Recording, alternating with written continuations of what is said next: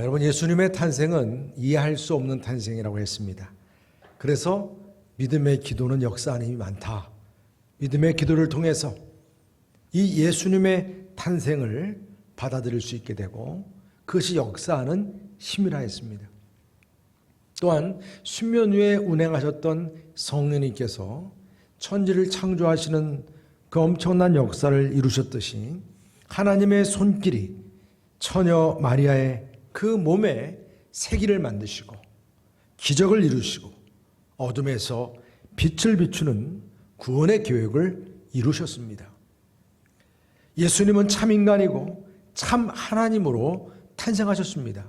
그래서 그 예수님의 그 족보 이야기가 아브라함과 다윗의 세계라, 이것이 예수님의 참 인간 되심을 보여준 것이고, 또한 처녀 마리아를 통해서 잉태하게 된 성령으로의 그 잉태하심은 바로 예수님이 참 하나님이심을 우리에게 보여준 말씀입니다. 오늘 말씀도 역시 이어서 그 예수님은 어떠한 탄생을 우리에게 이루셨는가, 귀한 말씀을 우리에게 주십니다. 그 첫 번째가 자기의 백성을 죄에서 구원할 메시아의 탄생이라고 말씀하세요. 우리 21절 말씀을 다시 한번 읽겠습니다. 시작. 아들을 낳으리니 이름을 예수라 하라. 이는 그가 자기 백성을 그들의 죄에서 구원할 자이심이라 하니라. 아멘.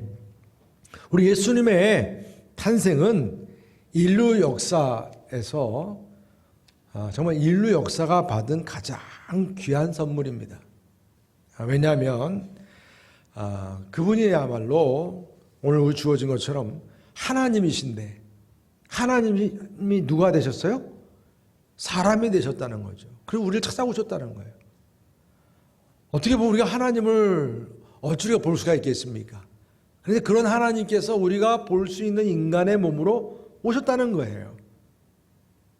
하늘에서 갑자기 내려오거나 땅에서 솟은 게 아니고 천사보다 못한 죄인의 몸을, 여러분, 헬레니즘의 그 문화에서는 하나님과 인간의 이 속성이 근본이 달라요. 하나님이 인간이 된다는 건 있을 수가 없는 일입니다. 근데 성경에서는 하나님께서 하실 수 있는 일이시니까 하나님께서 인간이 되셔서 나를 찾아오셨다는 거예요. 이게 엄청난 역사죠. 그리고 또한 이렇게 오셔서 우리의 죄의 문제를 해결해 주셨다는 거예요. 해결해 주셨다. 우리 주님께서 태어나셨다고 하는 것은 우리의 모든 죄를 완벽하게, 그냥 2% 부족하게, 반 부족하게, 이게 아니고 완벽하게 우리의 죄의 문제를 해결해 주시는 그런 도우미요, 친구로 오셨다. 여러분들이 가지고 있는 죄의 문제를 단번에 해결하시고자 구세주로 오신 분이시다. 이 예수님을 믿고 영접하는 자마다 구원받고 하나님의 자녀가 되는 축복의 주어짐을 믿으시길 바랍니다. 그래서 우리가 이 구원받았기 때문에, 그래서 오늘 우리는 이렇게 예수님의 그 탄생, 그분의 탄생이, 우리를 구원하신 구세주로 오심에 대한 탄생이 하나님이 인간이 되시고 우리의 죄의 문제를 해결해 주시고 또한 우리가 구원받았다고 하는 사실. 여러분, 예수스라고 하는 헬라어에서 예수라고 이렇게 번역이 된 거거든요. 근데 이걸 히브리어로는 여호수아예요. 야훼, 여호와와 수아, 구원하시다, 그런 의미입니다. 그래서 저는 지금 우리에게까지 예수님은 우리의 구원자가 되셨다. 그리고 그 예수님은 우리의 유일한 소망이시다. 이것이 우리가 기뻐하고 찬양할 이유입니다. 예수라고 하는 이름은 어떤 왕이나 귀족들에게만 쓰여지는 이름이 아닙니다. 그냥 흔한 이름이에요. 흔한 이름. 빈부귀천 상관없이 배운 사람이든 못 배운 사람이든 가난하든 부자든 누구에게나 이 예수님은 구원자시고 죄의 문제를 해결해 주시고 그 예수님을 통해서 우리가 자유함을 누리게 되었다는, 참 소망이 주어졌다는 이 분명한 이 감동과 위로와 기쁨이 누구에게나 주어지는 것이다. 젊은이에게는 환상이 주어지고 늙은이에게는 꿈이 주어지는 거예요. 오늘 두려워했던 요셉에게도 이렇게 정말 처녀에게서 성령으로 잉태된 예수님은 다른 분이 아니라 우리에게처럼 구원을 주시고 죄의 문제를 해결해 주시고 또한 우리에게 영원한 소망이 되시는 그런 메시아이시구나. 그 안에서 우리 요셉도 평안을 누리게 됐습니다. 참 인간 되시고 참 하나님이신 예수님, 우리가 그분을 믿음으로 말미암아 죄에서 자유해지고 구원을 누리게 되고 소망을 얻게 되었다. 악한 영의 권세를 예수의 이름으로 물리칠 수 있게 되었다. 여러분, 우리가 이러한 권세가 여러분 그냥 나에게만이 아니라 이 권세를 또한 예수 믿지 않는 영혼들에게 가서 그들에게도 선포하고 그들에게도 이 예수님을 탄생하게 할 수 있도록 우리가 정말 그 통로가 될 수 있도록 하나님 우리를 세워주심을 믿으시길 바랍니다. 이것이 우리에게 기쁨인 거예요. 이것이 감사이고 이것이 감격입니다. 여러분, 우리가 이처럼 예수님의 탄생은 어디까지나 우리의 모든 죄의 문제를 해결해 주신 우리의 구원자의 탄생이시다. 이것을 기뻐하라. 그러면 우리가 성탄절 모든 노래들이 다 기뻐하라, 기뻐하라. 온 백성 다 기뻐하라. 죄와 슬픔에서 우리를 구원하신 그 주님을 기뻐하라, 기뻐하라. 이게 공통적인 것입니다.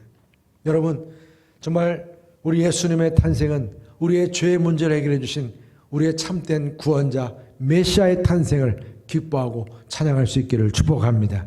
또 한 가지는 선지자로 하신 말씀을 이루신 탄생이라고 말씀하세요.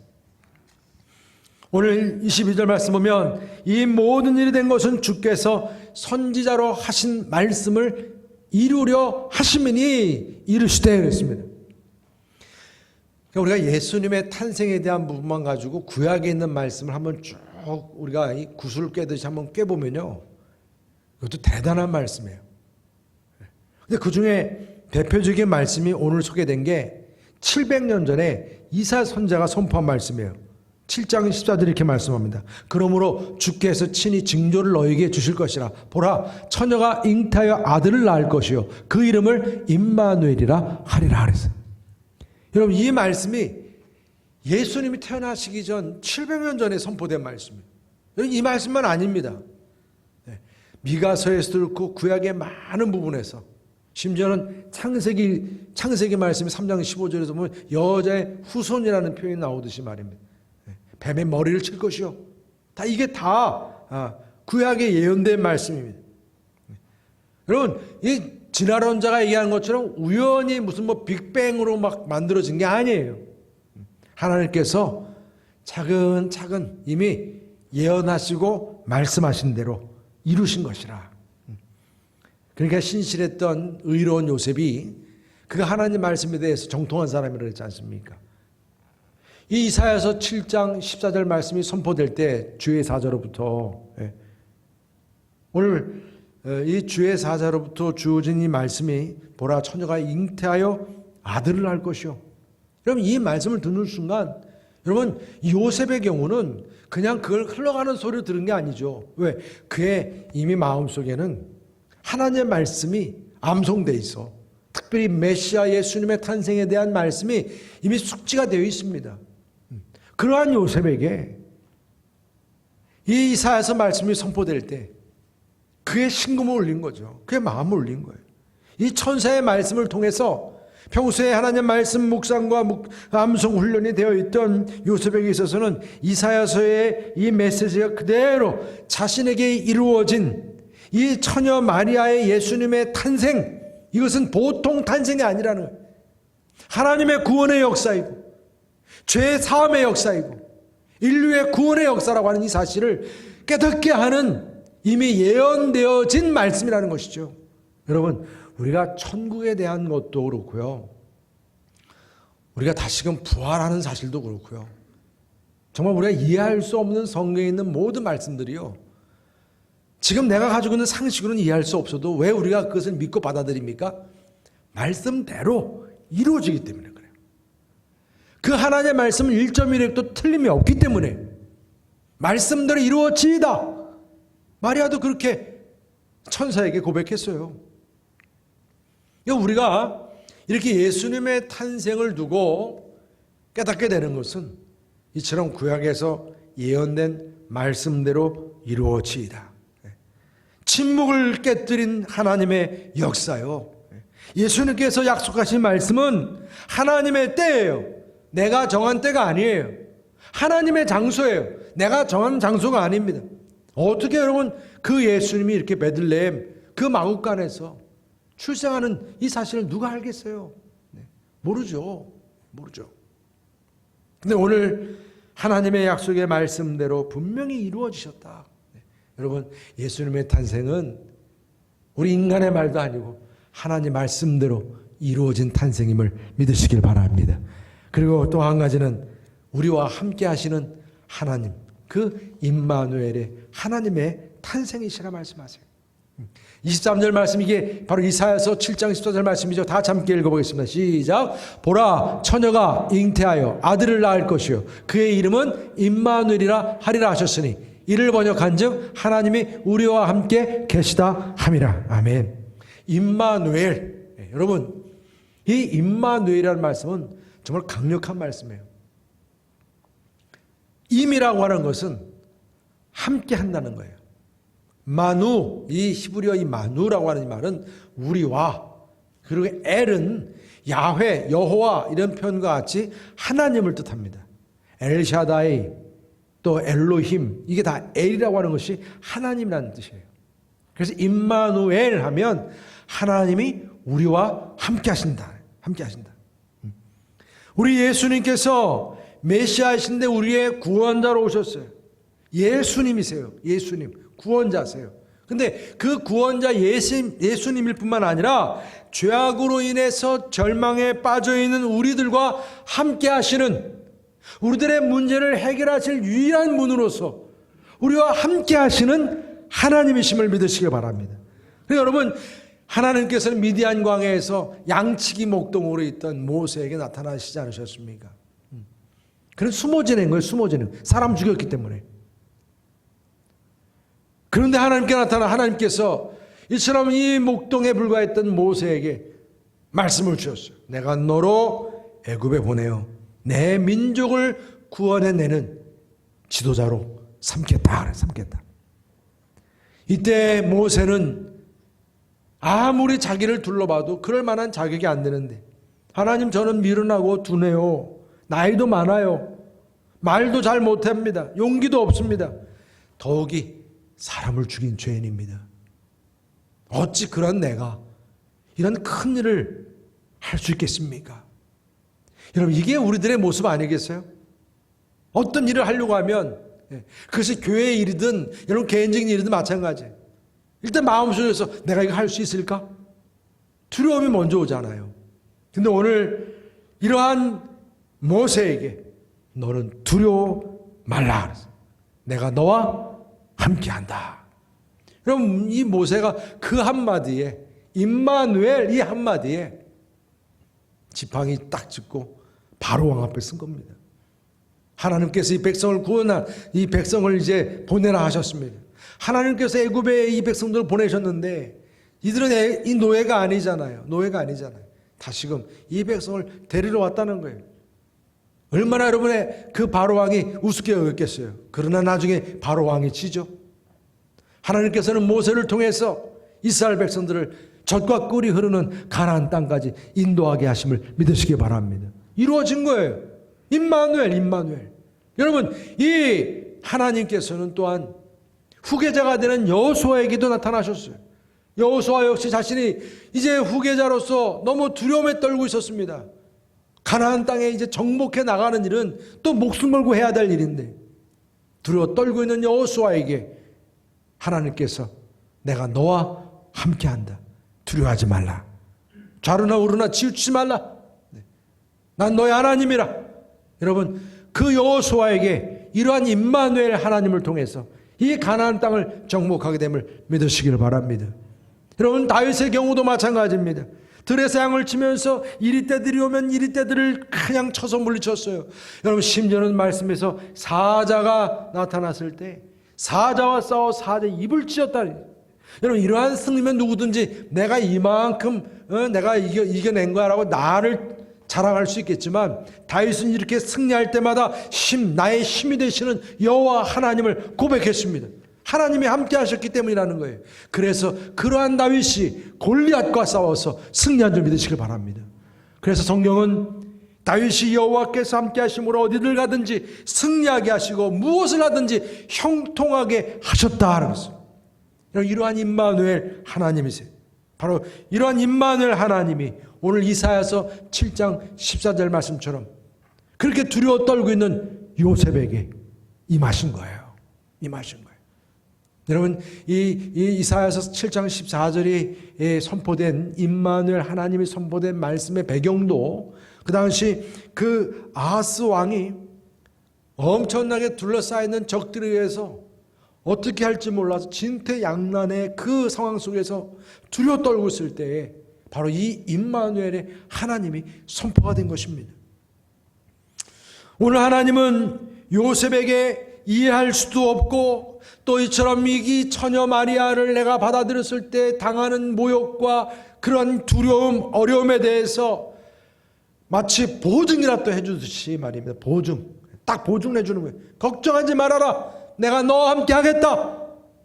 이게 임마누엘입니다, 여러분. 임마누엘. 이와 같은 임마누엘의 하나님께서 우리들에게도 영원한 구원을 주신 줄 믿으시기 바랍니다.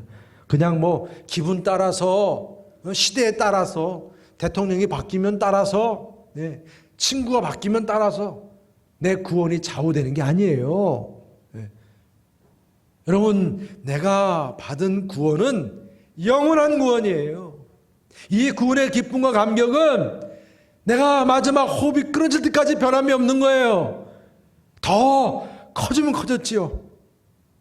주님의 성탄을 맞이해서 여러분들도 우리에게 영원한 구원이 되시는 임마누엘, 그 하나님을 만나시는 축복이 있기를 주님의 이름으로 축원합니다. 임마누엘 하나님. 여러분, 하나님은 능치 못함이 없으시다 그랬어요. 우리에게 주어지는 참된 평안, 행복 다 임마누엘 하나님을 통해 주어지는, 예수님께서 함께 하실 동안에 제 아들은 그러한 기쁨을 주셨어요. 마지막 예수님이 이제 승천하실 때도 이 임마누엘의 하나님을 약속해 주셨어요. 마태복음 28장 19절 20절 다 같이 함께 읽어보겠습니다. 시작. 그러므로 너희는 가서 모든 민족을 제자로 삼아 아버지와 아들과 성령의 이름으로 세례를 베풀고 내가 너에게 분부한 모든 것을 가르쳐 지키게 하라. 볼지어다 내가 세상 끝날까지 너희와 항상 함께 있으리라 하시니라. 할렐루야. 여러분, 저 말씀 우리가 암송하면 얼마나 힘이 솟아요. 세상 끝날까지. 여러분, 언젠가는 우리가 이제 호흡이 끊어질 때까지 있잖아요. 이 세상 끝날 때까지가 우리의 호흡이 끝날 때까지. 끝날 때까지. 여러분들과 함께 하신다고. 항상 여러분들이 그 마음, 여러분들 마음속에 이 임마누엘의 하나님의 나와 함께 하심이 이렇게 대단한 것이구나. 다윗에게서, 모세에게서, 여호수아에게서, 예수님 함께했던 제 아들에게서 그렇게 나중에는 그들이 순교를 하더라도 크신 문제가 되지 않을 정도로 대단했던 거예요. 주님의 탄생을 기다리는 이 강림절기에 임마누엘, 그 하나님에 대한 믿음, 이 믿음이 여러분들에게는 큰 기쁨이 되기를 축복합니다. 또한 이 기쁨이 나만의 기쁨이 되어서는 아니 된다는 것입니다. 오늘 주님께서 말씀하신 것처럼 볼지어다 내가 세상 끝날까지 너희와 항상 함께 있겠다, 이런 말씀을 주신 데에는 아버지와 아들과 성령의 이름으로 세례를 베풀고 내가 너에게 분부한 모든 것을 가르쳐 지키게 하라. 이 귀한 사명이죠. 믿지 않는 영혼들에게 나아가서 복음을 전하고 이처럼 예수님의 탄생을 알려주고 그 예수님의 탄생이 나에게서만이 아니라 그들에게서도 탄생할 수 있도록 우리에게 주어진 사명임을 믿으시기를 바랍니다. 이것이 기쁨이요. 이것이 우리의 찬송이고 고백이어야 됩니다. 여러분, 우리 예수님의 탄생은 이처럼 우리의 구원자의 탄생이고, 예수님의 탄생은 하나님의 약속의 말씀대로 탄생하셨고, 우리의 힘이 되시는 그 하나님 임마누엘의 하나님의 탄생이시고, 그리고 마지막으로는 마리아와 요셉의 순종으로 이루어진 탄생임을 믿으시기 바랍니다. 여러분, 얼마나 참 감사해요. 우리에게 이렇게 죄의 문제를 해결해 주신 주님이 구원자 메시아가 탄생하셨죠. 하나님의 약속의 말씀대로 그 언약이 성취가 되었죠.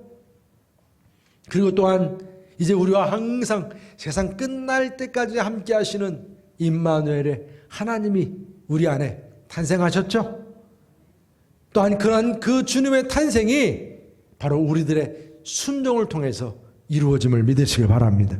오늘 요셉은 그렇게 잠자다가 꿈속에서 천사를 만난 거잖아요. 깨자마자 그는 이 현실이 그냥 에휴 이거 개꿈이었네, 그게 아니었어요. 깨어나자마자 이건 하나님의 음성으로 듣고 즉각적으로 행동했습니다. 24절 말씀 보게 되면 요셉이 잠에서 깨어 일어나 주의 사자의 분부대로 행하여 그 아내를 데려왔으나 아들을 낳기까지 동침하지 아니하더니 나음의 이름을 예수라 하니라 그랬어요. 여러분, 이 요셉이 의롭다라고 하는 데에는 그가 항상 하나님께 나아가서 의인의 간구를 했던 사람이고, 약속의 말씀에 근거해서 또 항상 하나님께 나아갔는데, 그러기 위해서는 또 말씀을 끊임없이 연구 묵상했던 사람인데, 하나님의 말씀을 묵상하고 기도하는 것으로만 끝난 게 아니에요. 여러분, 말씀의 그 파워, 힘은요, 그 임팩트 힘은요, 하나님의 말씀대로 행하는 데 있어요. 지켜 행하는 데 있어요. 오늘 이 요셉이 즉각적으로 순종하는 것, 이것이 평소에 훈련이 됐기 때문에, 여러분, 우리가요 큐티하거나 말씀을 묵상할 때 하나님의 내게 이렇게 해라 음성을 주시면요, 그것을 즉각적으로 순종하는 훈련을 자꾸 하셔야 됩니다. 내가 주님을 위해서 봉사하는 일도 그렇고, 주님께 내가 드리는 것도 그렇고, 또 성도와 교제를 나누는 일도 그렇고, 세상 속에서 빛과 소금의 사명 감당할 때도 마찬가지예요. 우리가 항상 귀를 열어놓게 되면 주님이 내게 말씀하세요. 요셉에게만 말씀하시는 분이 아니에요. 여러분, 요셉에게 이렇게 말씀을 주셨다면 우리에게도 주시는, 우리에게도. 그럴 때 그 주시는 말씀에 내가 바로바로 순종하는 훈련을 하게 되면 하나님께서는 끊임없이 우리에게 말씀을 주세요. 그냥 드는둥만둥 해버리니까 하나님께서는요, 나중에는 하나님이 지치시는 거예요. 하나님 말씀 안 주세요. 기도를 해도 깜깜무소식이에요. 근데 평소에 여러분 훈련이 되면요, 딱 기도한다고 앉는 순간 벌써 주님과 내가 이렇게 하나가 되는 느낌이 딱 옵니다. 주님이 내 곁에 계시고 임마누엘이 되시고 그분이 언제든지 준비가 되어 있어요. 뭘 원하니? 요셉은 이 아내를 데려오는 것, 이제 동거하기 시작한 것부터 이제 결혼이 성립이 되는 거예요. 여러분, 이 처녀인 마리아가 이제 임신하기 시작하면 배가 불러올 텐데 혼자서 그런 일이 생기면 안 되잖아요. 요셉은 이제 그 마리아를 데리고 와서 함께 이제 동거하게 됩니다. 여러분, 이것이 순종이에요, 순종. 당시에 있을 수 없는 일이에요. 돌로 쳐 죽여야지 이렇게 할 수가 없는 거예요. 근데 이것이 하나님의 역사이기 때문에, 하나님의 구원하심이기에, 하나님의 함께하는 일이기에 이것이 가능했던 거예요. 이런 순종이 가능했어요. 근데 오늘 특별히 동거는 했는데 동침하진 않았다는 거예요. 이게 얼마나 요셉이 얼마나 참 그 믿음이 성숙했는지를 보게 합니다. 아니, 그 한참 청년 때인데 마리아는 15밖에 안 됐고, 그죠? 그러면 요셉은 얼마나 됐겠어요? 한참 혈기가 왕성할 때인데, 아니, 한 젊은 여인과 동거하면서 어떻게 동침하지 않았더라, 이런 표현이 나올 수가 있냐고요. 이것은 그만큼 요셉의 그 영성이에요, 영성. 대단한 거죠. 여러분, 이 당시 유대인의 어떤 책 기록에 이렇게 구체적으로 남자와 여자가 서로 부부관계를 하지 않았다라고 하는 이런 표현이 기록되는 게 없습니다, 여러분. 어쩌면 이런 게 유일한 표현일 거예요. 그만큼 중요한 표현이에요. 이 말씀을 통해서 우리가 깨닫는 이유가 있어요. 뭡니까? 예수님은 아담으로부터 그 원죄로 흘러내려온 피가 한 방울도 섞이지 않았다는 거죠. 이런 의미를 우리에게 깨닫게 하는 거예요. 인간의 죄성이 한 방울도 섞이지 않는 하나님의 아들이시라는 거예요. 그분은 하나님이시라는 거예요. 여러분, 그분은 외모로 볼 때는 완벽한 인간이세요. 그렇죠? 인간입니다. 그러나 그분은 또한 인류의 구원자로 오셨어요. 구원자는 하나님이셔야 돼요. 하나님만이 하실 수 있기 때문에. 그런데 하나님은 인간의 죄성에 그 피를 받을 수는 없는 거예요. 그래서 예수는 온전한 하나님의 아들로서 이제 요셉은 이제 이 처녀 아내 마리아에게 태어날 구원자, 그 이름 얼마나 귀한 분이신지를 알았고, 그래서 동침하지 아니하고 기다리면서 정말 주님 이룰 그 때까지 기다려 그 찬양처럼 말입니다. 아마 그런 찬양만 하고 있었을 것 같아요. 요셉은 주님 이루실 때까지 기다려 찬양하면서 우리에게 나타나실 구원자. 여러분, 우리가 이 강림절기에 우리가 부를 찬양, 우리가 기대할 그런 마음 아니겠습니까? 오늘 요셉도 마리아도 택함받은 준비된 그릇이었어요. 노아가 그 하나님의 심판에서 딱 필요한 생명체를 보존하기 위해서 구원의 방주를 예비하는 그런 귀한 그릇으로 택함을 입었어요. 모세는 이스라엘 백성들을 출애굽시키고 성막을 세우고 광야에서 이스라엘 백성들을 그 가나안 땅까지 이끌어가는 데에 그 순종의 사람으로 쓰임받았어요. 노아는 120년 동안 누가 손가락 차더라도 순종하면서 그 배를 만들었어요. 이것이 다 순종을 통해서 일어난 구원의 역사. 오병이어의 기적도 안드레나 그 어린아이가 순종하면서 그 물고기 2마리와 보리떡 5개를 들임으로 인해서 그 많은 사람들이 배고픔에서 자유해지게 됐어요. 여러분들의 순종이요, 영적인 배고픔에 주로 있는 이들에게 예수님의 탄생과 이 구원의 역사와 영적인 배부름의 역사가 주어지게 하는 그 은혜가 주어짐을 믿으시기를 바랍니다. 우리는 이처럼 이 천국의 맛을 누리는 자예요. 이것은 순종으로부터 시작이 되는 겁니다. 순종으로부터. 예수님의 탄생을 맞이하는 여러분들, 정말 여러분들이 사랑하는 영혼들이 누구인지요.